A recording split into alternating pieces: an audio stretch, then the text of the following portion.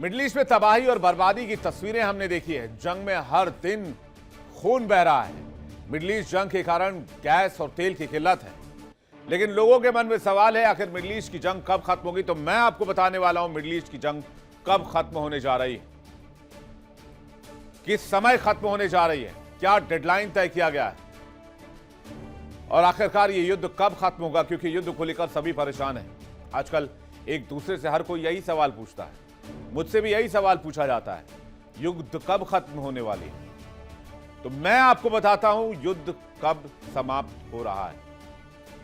खबर यह आई है कि युद्ध को समाप्त करने की डेडलाइन तय कर दी गई है। आपको खबर विस्तार से बताएं, लेकिन उससे पहले एक वीडियो आपको दिखाते हैं जिसमें F-18 को मारने की ईरान ने पुष्टि की है। यह वो फाइटर जेट आप देख रहे हैं, यह है F-18 सुपर हॉर्नेट विमान, जो अमेरिका का बहुत काबिल फाइटर जेट है, लेकिन ईरान ने इसे मार गिराने का दावा किया गया। ये देखिए, ये शॉट आपने देखा, फ्रेम बाय फ्रेम हमने आपको दिखाया, फिर से आप देखिएगा, ये यहां पर विमान हिट होता हुआ नजर आएगा। ये देखिए, यहां पर विमान हिट होता है, ये फ्रेम बाय फ्रेम हमने यहां फ्रेम फ्रीज कर दिया है। अगले फ्रेम पर चलते हैं। ये देखिए, एक और फ्रेम आगे बढ़े, इधर से मिसाइल एयरक्राफ्ट के पास पहुंची और उसके बाद यहां पर हो गया हिट, यानी कि F-18 डाउन। इससे पहले भी F-35 को मार गिराया था ईरान ने। तो ये है अमेरिकी राष्ट्रपति के लिए सेटबैक, और इसलिए वो सीजफायर की बात कह रहे हैं। अमेरिकी राष्ट्रपति ट्रंप दावा कर रहे हैं कि जंग बहुत जल्द खत्म होने वाली है। ट्रंप ये भी कह चुके हैं कि हमने जंग जीत ली है। ट्रंप ये बात 28 फरवरी को भी कह चुके हैं कि हम जंग जीत चुके हैं पहले ही दिन, लेकिन शायद वो ये नहीं बता पाए कि उसके बाद फिर वो 25 दिन तक ईरान में क्या कर रहे हैं, अगर पहले दिन जंग जीत ली थी। हालांकि अभी भी वो कह रहे हैं कि हम ये जंग जीत चुके हैं। आपको सुनवाते हैं। Agree with them 100%, but I do. We did a lot. We settled 8 wars. People sort of forget. And we're winning another one. I tell you, we're winning so big. Nobody's ever seen anything like we're doing in the Middle East with Iran. And they are negotiating, by the way, and they want to make a deal so badly, but they're afraid to say it because they figure they'll be killed by their own people. They're also afraid they'll be killed by us. There's never been a head of a country that wanted that job less than being the head of Iran. I agree with them 100%, but I do. We did a lot. We settled 8 wars. People sort of forget. And we're winning another one. I tell you, we're winning so big. Nobody's ever seen anything like we're doing in the Middle East with Iran. And they are negotiating, by the way, and they want to make a deal so badly, but they're afraid to say it because they figure they'll be killed by their own people. They're also afraid they'll be killed by us. There's never been a head of a country that wanted that job less than being the head of Iran. Donald Trump कह रहे हैं जंग जीत चुके हैं। वैसे Donald Trump की बात पर कोई भरोसा करता नहीं है, मैं भी नहीं करता हूं, क्योंकि डोनाल्ड ट्रंप की बातों पर यकीन करना खुद के पैर पर कुल्हाड़ी मारने के बराबर है। और डोनाल्ड ट्रंप बार बार कह रहे हैं कि युद्ध हम जीत चुके हैं और जल्द ही ईरान संघर्ष खत्म हो जाएगा। हालांकि जंग की शुरुआत में ट्रंप और नेतन्याहू ने 4-5 हफ्ते का अनुमान लगाया था। 4 हफ्ते खत्म होने वाले हैं।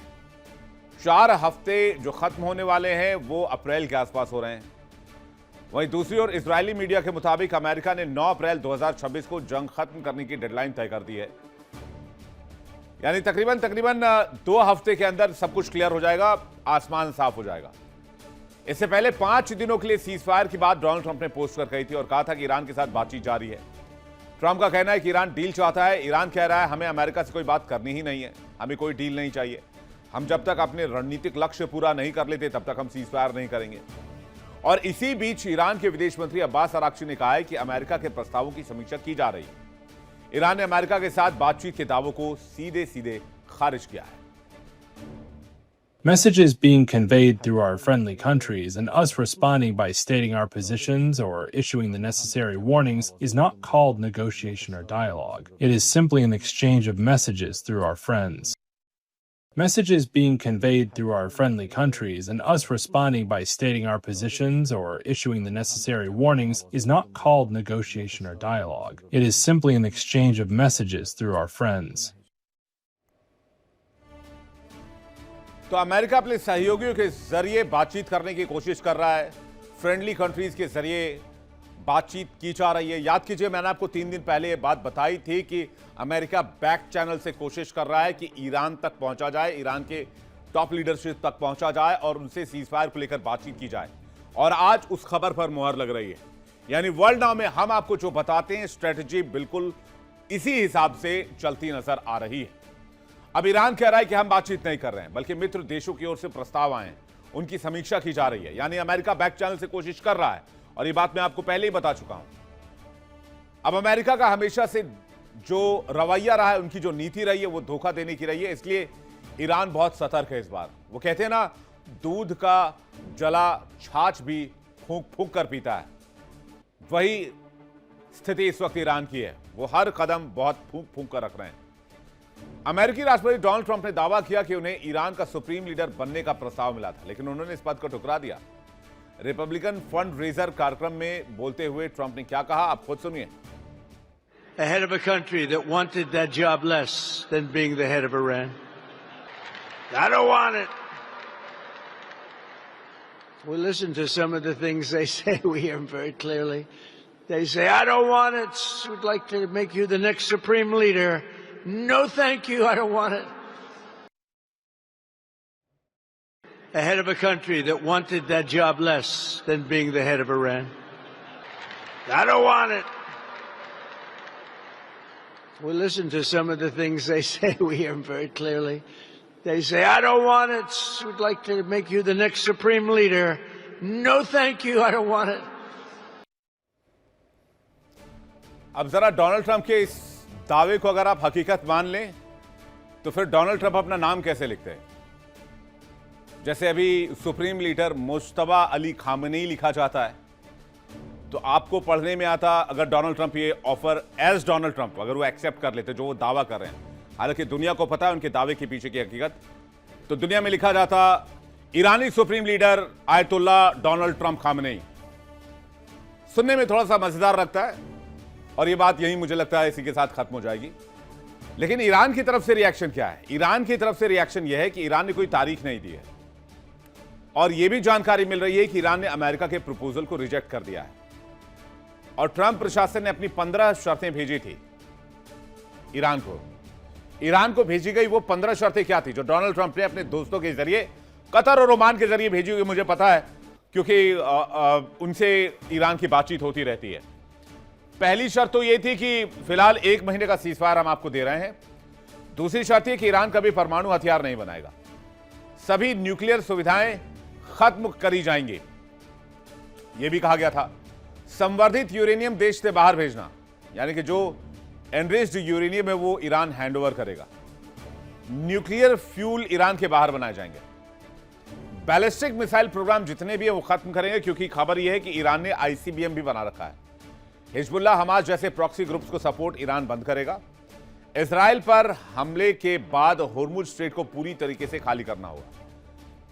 अमेरिका और इजरायली जहाजों की सुरक्षा का वचन देना होगा। कुछ आर्थिक प्रतिबंध में इसके साथ ही राहत मिलेगी। ईरान पर यूएन और आईएईए की निगरानी रहेगी। आर्थिक सहयोग की संभावना है। लंबे समय तक सख्त सत्यापन सिस्टम लागू करेंगे, जिसके जरिए ईरान को गुजरना होगा। ये 15 शर्तें अमेरिका ने ईरान को दी, तो ईरान ने कहते हैं कि अमेरिका को ठेंगा दिखा दिया और कह दिया कि ये शर्तें आप अपनी जेब में रखिए पुड़िया बनाकर, हमें इसकी आवश्यकता नहीं है। और कहा कि पहले मेरी 6 शर्तों के बारे में बताइए, उसका क्या हुआ है। तो ईरान की 6 शर्तें मैं आपको जल्दी से रिवाइज कर देता हूं, जो दर्शक आज हमारे साथ जुड़े हुए हैं। ईरान ने कहा कि अमेरिका जितने भी सैंक्शंस लगाए बैठा है सबको हटाओ। युद्ध में जितना नुकसान हुआ है 1-1 रुपया का पूरा मुआवजा दो। भविष्य में हमला नहीं होगा, इसकी बाइंडिंग गारंटी दो, लिख के दो, लिखित में दो, जैसा देना है दो, हमला नहीं होना चाहिए। गल्फ में जितने अमेरिकी सैन्य बेस हैं वो सब के सब साफ करो। होर्मुज स्ट्रेट पर ईरान का नियंत्रण रहेगा, इसको एक्सेप्ट करो। और इजराइल जो है वो हिजबुल्लाह पर जो लगातार अटैक कर रहा है उसको तुरंत बंद करे। ईरान का क्लियर कहना है जंग तभी खत्म होगी जब हमारी शर्तें मानोगे, क्योंकि जंग अमेरिका ने शुरू की और खत्म हम करेंगे। जब अमेरिका इजराइल की ओर से अग्रेशन पूरी तरह रुक जाए तब इसमें बात होगी। ईरानी विदेश मंत्री और ईरान के राष्ट्रपति ने कहा कि हम सीजफायर नहीं चाहते हैं, बल्कि हम ये लड़ाई हमेशा हमेशा के लिए खत्म करना चाहते हैं। दी एंड। इसके बाद कोई लड़ाई नहीं होगी। तो फिर या तो अप्रैल में खाड़ी से अमेरिका का अंत हो जाएगा या फिर यह मामला महाविनाश की तरफ जाएगा। अमेरिका ईरान की भीषण जंग जो है एक बहुत बड़े माइलस्टोन तक पहुंचती नजर आ रही है। इजरायली मीडिया की माने तो ट्रंप शनिवार को ही ईरान के साथ सीजफायर का ऐलान कर सकते हैं और यही संभावना इजराइल के लिए सबसे बड़ी चिंता का विषय है।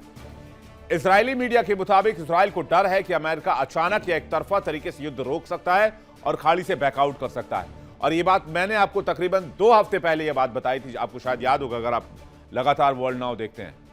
और इजराइल इस बात से बहुत डरा हुआ है।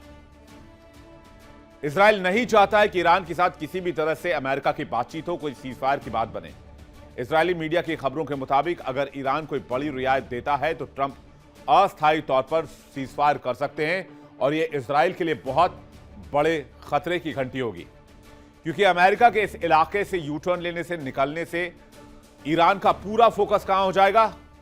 ईरान का पूरा फोकस हो जाएगा इजराइल पर। और उसके बाद हम और आप ये जानते हैं कि इस जंग में क्या होने वाला है, क्योंकि इजराइल भी रुकने को तैयार नहीं है और ईरान भी रुकने को तैयार नहीं है। इसलिए बेंजामिन नेतन्याहू ने एक बहुत हाई लेवल मीटिंग बुला ली है। मीटिंग में फाइनल टारगेट जल्द हासिल करने की रणनीति पर चर्चा की जा रही है। इजरायली मीडिया यह मानकर चल रहा है कि शनिवार तक सीजफायर का ऐलान संभव है। सीजफायर के ऐलान से पहले ईरान पर हमले तेज करना चाहता है इजराइल। हथियार ढांचे पर वार करने का निर्देश दिया जा सकता है। ईरान के साथ इजराइल अभी जंग खत्म करने के मूड में नहीं है और जल्द इजराइल में यूएस सेंट्रल कमांड के चीफ का दौरा भी हो सकता है। लेकिन फिर इस सिचुएशन में अमेरिका क्या करेगा? खबर है कि अमेरिकी राष्ट्रपति डोनाल्ड ट्रंप चीन के दौरे पर जाने वाले हैं। अमेरिकी राष्ट्रपति डोनाल्ड ट्रंप अब 14 और 15 मई को चीन का दौरा करेंगे। पहले यात्रा मार्च के अंत में होने वाली थी, लेकिन ईरान के साथ चल रहे संघर्ष के बीच अमेरिकी राष्ट्रपति के इस दौरे को टाल दिया गया था। मे बी सिक्योरिटी रीजन की वजह से, मे बी चीन और अमेरिका के बीच में बड़ी तल्खी की वजह से, क्योंकि चीन ने ईरान पर हमले को लेकर अमेरिका को खूब खरी खोटी सुनाई। कहते हैं जो ट्रंप का दौरा होने वाला है उसमें चीनी राष्ट्रपति शी जिनपिंग के साथ बीजिंग में मुलाकात होगी और दोनों देशों के बीच की मुलाकात बहुत इंपॉर्टेंट मानी जा रही है। और डोनाल्ड ट्रंप के कार्यकाल के 8 साल में पहली चीन यात्रा होने जा रही है।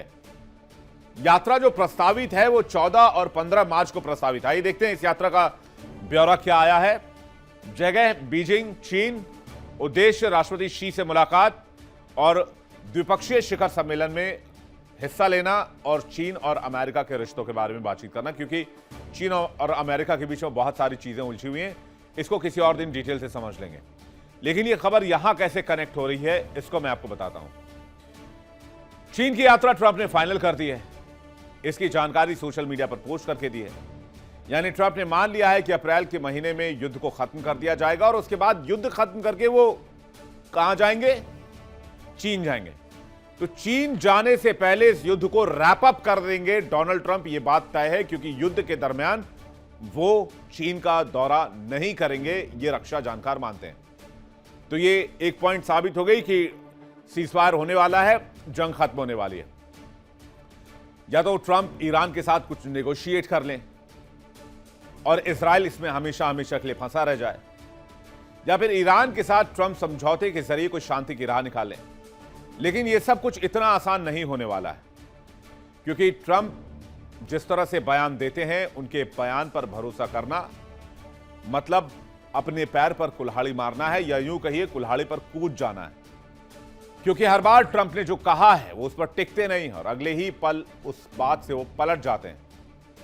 ट्रंप को खुद को शांति दूत कहते हैं, लेकिन वो दरअसल में जितनी अशांति फैला चुके हैं वो किसी भी अमेरिकी राष्ट्रपति के लिहाज से बहुत ज्यादा है।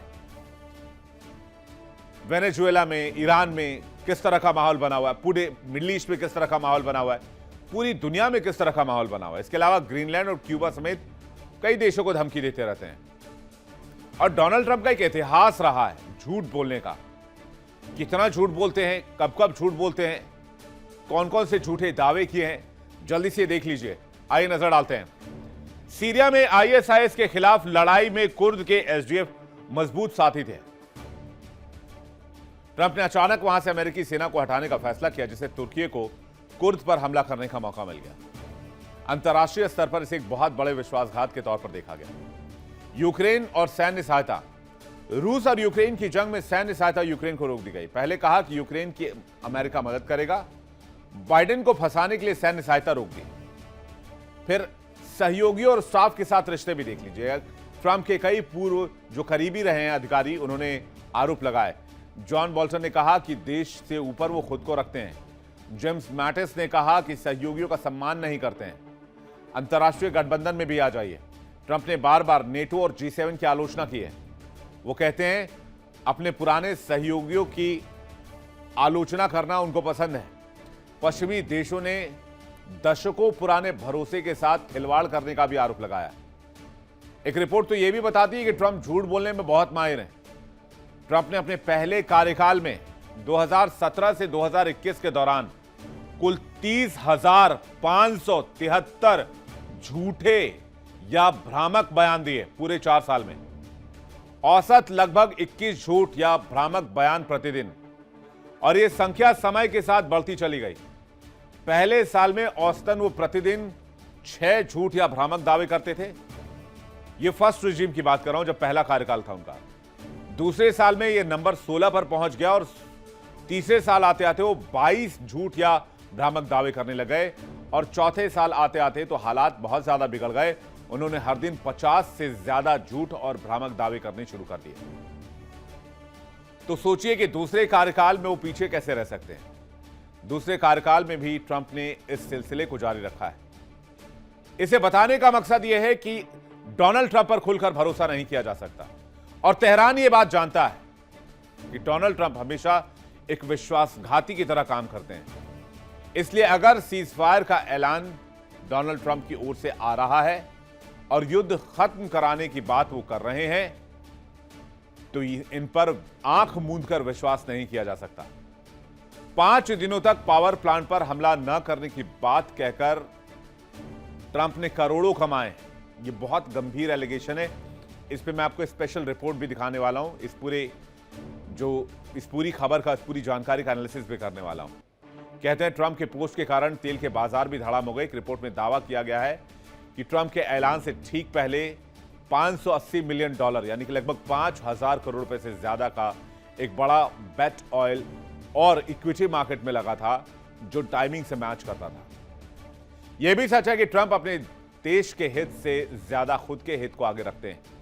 तो क्या 5 दिनों में हमला करना और पावर प्लांट को निशाना ना बनाना, अगले 5 दिन तक युद्ध रोकना, यह सब कुछ एक धोखा था?